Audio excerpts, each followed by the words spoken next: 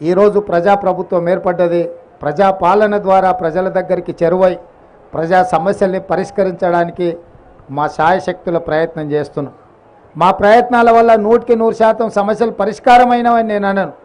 కానీ ప్రజలకు ఒక భరోసా, ఒక విశ్వాసం, ఈ ప్రభుత్వం మాది, ఈ ప్రభుత్వానికి మేము చెప్పుకోవచ్చు, ఈ ప్రభుత్వం దగ్గరికి మేము వెళ్ళొచ్చు, ఈ ప్రభుత్వం మా దగ్గరకు వస్తుంది, మా గ్రామాలలో మా మాట వింటుంది, మా గ్రామాలలో ఉండే సమస్యల్ని ఈ ప్రభుత్వం పరిష్కరిస్తుంది, తండాలలో గూడాలలో కూడా ప్రజాపాలన ప్రజలకు చేరువవుతుందనే నమ్మకాన్ని ఈ 75 రోజుల్లో మేము కల్పించే ప్రయత్నం చేసాం.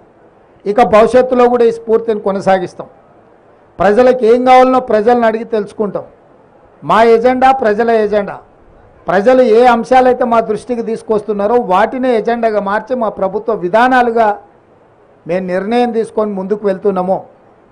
ఈరోజు ఈ ప్రాంత అభివృద్ధి కోసం దక్షిణ కుంభమేళా లాంటి దాదాపుగా 1.5 కోటి భక్తులు ఈ ప్రాంతానికి వస్తే కేంద్ర ప్రభుత్వం భర్తీల పత్రాలు వాళ్ళ చేతికి అందజేసినాం.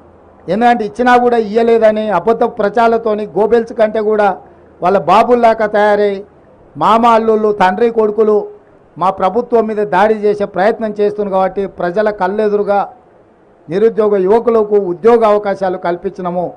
శ్రీధర్ బాబు గారి నేతృత్వంలో ఐటీఐలను ఈరోజు స్కిల్ యూనివర్సిటీస్గా మార్చి 65 ఐటీలను 2,000 కోట్లతోని నైపుణ్యాన్ని అభివృద్ధి చేయాలని ఈరోజు తెలంగాణ రాష్ట్రంలోనే 10 స్కిల్ యూనివర్సిటీలను ప్రారంభించి గ్రామీణ ప్రాంతాలలో ఉండే చదువుకున్న నిరుద్యోగ యువకులకు నైపుణ్యాన్ని నేర్పించి ఆర్థికంగా బలపడే విధంగా ఉద్యోగ ఉపాధి అవకాశాలు కల్పించే విధంగా ఈరోజు మా రాష్ట్ర ప్రభుత్వం ప్రణాళికలు చేపడుతుంది. సాగునీటి ప్రాజెక్టుల్లో జరిగిన అక్రమాలు, దోపిడీ, నిర్లక్ష్యము కళ్ళగట్టినట్టుగా మొన్ననే మీరు చూసిర్రు. మేడిగడ్డ కావచ్చు, అన్నారం కావచ్చు, సుందిల కావచ్చు, మొత్తం కాళేశ్వరం ప్రాజెక్టే మేడిపండులాగా తయారైందని మీ కళ్ళ ముందలో చూపించినాం. కృష్ణానది జలాల దోపిడీ కళ్ళు మూసుకొని కేసీఆర్ ఫామ్ హౌస్లో ఉండడం వల్ల ఆంధ్రప్రదేశ్కు సంబంధించిన ముఖ్యమంత్రి గారు, ఆ రాష్ట్రము అధికారికంగానే అన్ని తరలించకపోతుంటే ఆనాడు నిర్లక్ష్యం వహించారు. ఆ విషయంలో కూడా ఉత్తమ్ కుమార్ రెడ్డి గారు శాసనసభలో అన్ని వివరాలను బయటపెట్టారు.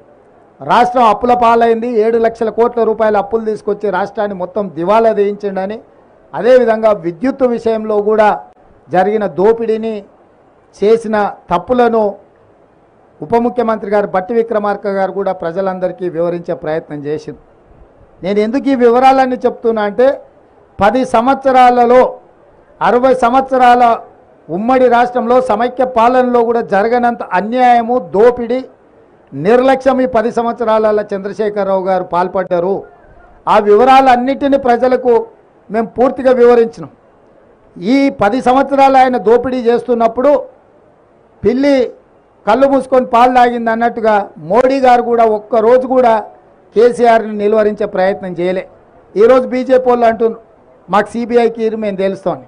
ఒక్కొక్కటి పరిష్కరించుకుంటూ ప్రజలకిచ్చిన హామీలను అమలు చేసుకుంటూ దాదాపుగా ఈరోజు ఉచిత బస్సు రవాణా సౌకర్యం కావచ్చు, లేకపోతే రాజీవ్ ఆరోగ్యశ్రీ ద్వారా 10 లక్షల రూపాయలు పేదలకు వైద్యానికి అందించడం కావచ్చు, ఇప్పుడు ప్రారంభించబోయే 500 రూపాయలకే సిలిండర్ కావచ్చు, అదేవిధంగా 200 యూనిట్ల వరకు ఇంటికి ఉచిత కరెంటు కావచ్చు. మేము వచ్చిన 60 రోజుల్లో 25,000 ప్రభుత్వ ఉద్యోగ ఖాళీలను భర్తీ చేసినాం. స్టాఫ్ నర్సులుగా 6,956 మంది, 441 సింగరేణి ఉద్యోగులు, దాదాపుగా 15,000 పోస్టులు పోలీసులు కావచ్చు, ఎక్సైజ్ కావచ్చు, అదేవిధంగా ఫైర్ డిపార్ట్మెంట్ కావచ్చు. వీటన్నిటితో పాటు మార్చి 2 తారీఖు నాడు మరొక 6,000 పైచిలకు ప్రభుత్వ ఉద్యోగాలు భర్తీ చేయబోతున్నాము. మేము ఏదైతే 2 లక్షల ఖాళీలను భర్తీ చేస్తామని చెప్పినామో ఇలా గర్వంగా 25,000 ఉద్యోగాలు మేము భర్తీ చేసినామని ప్రజలకు కనిపించే విధంగా, కుళ్ళుకుంటున్న వాళ్ళకి వినిపించే విధంగా ఎల్బీ స్టేడియంలోనే వేలాది మంది సమక్షంలో నియామక భర్తీల పత్రాలు వాళ్ళ చేతికి అందజేసినాం. Old habits die hard. ముఖ్యమంత్రి గారు మరొక్కసారి ప్రజలను వంచనకు గురి చేసి మోసానికి గురి చేసేట ప్రయత్నం. నిన్న సమ్మక్క సారక్క సాక్షిగా అబద్ధం ఆడలో నేను ఎవరిని చూడలే. ఆ తల్లి జర పవర్ఫుల్ తల్లి. ఆ ఇద్దరు తల్లులు చాలా పవర్ఫుల్. ఆడబోయి ఏమన్నా తెరబింగా చేస్తే అమ్మ మళ్ళా బెత్తం పట్టుకొని కథ పట్టిస్తుంది. మరి ముఖ్యమంత్రి గారికి అది అర్థమైందా, అర్థం కాలేదా, సోయలేదా, పర్ర ఏదో మాట్లాడేసిండు. ఏం మాట్లాడిండో నేను మీకు చెప్తా, దయచేసి ఒకసారి చూడాలని చెప్పి. నేను ఇవన్నీ మాట్లాడతలేను. మేము వచ్చిన 60 రోజుల్లో 25,000 ప్రభుత్వ ఉద్యోగ ఖాళీలను భర్తీ చేసాం. స్టాఫ్ నర్సులుగా 6,956 మంది, 441 సింగరేణి ఉద్యోగులు, దాదాపుగా 15,000 పోస్టులు పోలీసులు కావచ్చు, ఎక్సైజ్ కావచ్చు, అదేవిధంగా ఫైర్ డిపార్ట్మెంట్ కావచ్చు, వీటన్నిటితో పాటు మార్చి 2 తారీఖు నాడు మరొక 6,000 పైచలకు ప్రభుత్వ ఉద్యోగాలు భర్తీ చేయబోతున్నాము. మేము ఏదైతే 2 లక్షల ఖాళీలను భర్తీ చేస్తామని చెప్పినామో ఇలా గర్వంగా 25,000 ఉద్యోగాలు మేము భర్తీ చేసినామని ప్రజలకు కనిపించే విధంగా ఇది కథ. నేను ఏదో తొందరపాటు పడి బీఆర్ఎస్ నాయకులు లేకపోతే దాసోజు శ్రవణ ఆవాహనం అయిపోయి ఏదో ప్రెస్ మీట్లు పెడుతున్నారు ప్రతిపక్షంలోకి రాగానే అని చెప్పని కాదు. మేము ఎప్పుడు ప్రజల పక్షంలో ఉన్నాము. ముఖ్యంగా ఇది మీకు అబద్ధం అనిపించిందా, నిజం అనిపించిందా మీరు చెప్పురి. ఇది న్యాయమేనా చెప్పురి. సమ్మక్క సారక్క సాక్షిగా ఈ రకంగా ముఖ్యమంత్రి గారు నయవంచనకు పాల్పడటము న్యాయమా? మీరు ఆలోచించి చెప్పండి. 25,000 ఉద్యోగాలు నింపినాడండి ఆయన? ఏం వాగ్దానం చేసినాడు? ఇది ఎట్లుందంటే మిఠాయి కే దుకాన్ పర్ నానాజీ కా ఫాతిహా అని, నానాజీ మిఠాయి దుకాణం దగ్గర పోయి దుకాణం కొన్నది లేదు, దుకాణం దగ్గర నిలబడి ఫాతిహాలు చదివిస్తూనే ఉన్నాడట. అట్లా ఉంది ముఖ్యమంత్రి గారి ముచ్చట. లేదా అయిపోయిన పెళ్లికి బాజాలు కొట్టినట్టు. మీరు ఏదైతే భర్తీ చేసినామో అని చెప్తా ఉన్నారో 25,000 ఉద్యోగాలు, ఈ ఉద్యోగాల నోటిఫికేషన్లు మీరు వచ్చినప్పుడు వచ్చినాయా లేదా గత ప్రభుత్వం ఇచ్చినాయా? ఇవన్నీ గత నిరుద్యోగులకు, యువకులకు, తెలంగాణ సమాజానికి తెలిసినటువంటి ఒక వేకెన్సీస్ కదా, ఇవి తెలిసినటువంటి ఒక నోటిఫికేషన్ కదా. దాన్ని భర్తీ చేసి నువ్వు 2 లక్షల కోటాలను మెర్జ్ చేస్తున్నావు అంటే నీ మోసం మొదలైంది. తెలియకలేడు అయితే ఏం చెప్పాలా? బాధ్యత, సోయి, ప్రజల పట్ల, నిరుద్యోగుల పట్ల ప్రేమ ఉంటే ఏం చెప్పాలంటే, నేను 25,000 ఆఫ్ జాబ్స్ గత ప్రభుత్వం మొదలుపెట్టినటువంటి దాన్ని నేను ఇమీడియట్గా త్వరితగతిన నేను కంప్లీట్ ఇచ్చిన మాట ప్రకారంగా నేను మళ్ళీ 2 లక్షల ఉద్యోగాలకు నేను కొత్త నోటిఫికేషన్లు ఇస్తా అని చెప్పాలా. అది చెప్పకుండా ఇవాళ 2 లక్షల్లో నేను 25,000 ఇచ్చినా అని చెప్పని, ఇది దాటవతి ధోరణి కాదా? తప్పించుకునే ధోరణి కాదా? ఇది నయవంచన కాదా? ఇది మోసం కాదా అని చెప్పని నేను అడుగుతా ఉన్నాను. గ్రూప్ 1 నోటిఫికేషన్ కూడా అట్లా చేసినాడు.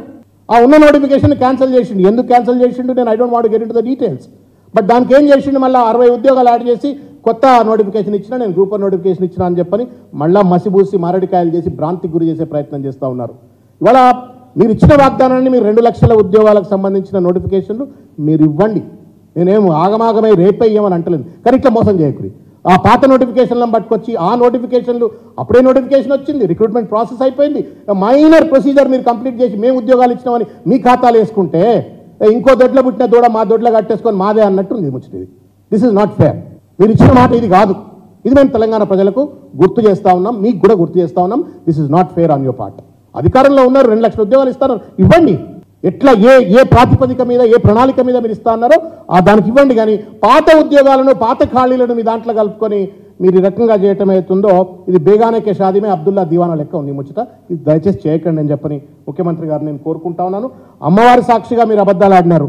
దయచేసి మీరు దానికి సంబంధించిన అంశాన్ని కూడా మీరు విత్డ్రా చేసుకొని అమ్మవారికి క్షమార్పణ చెప్పాలా సమ్మక్క సారక్క అని చెప్పి నేను కోరుకుంటా ఉన్నాను.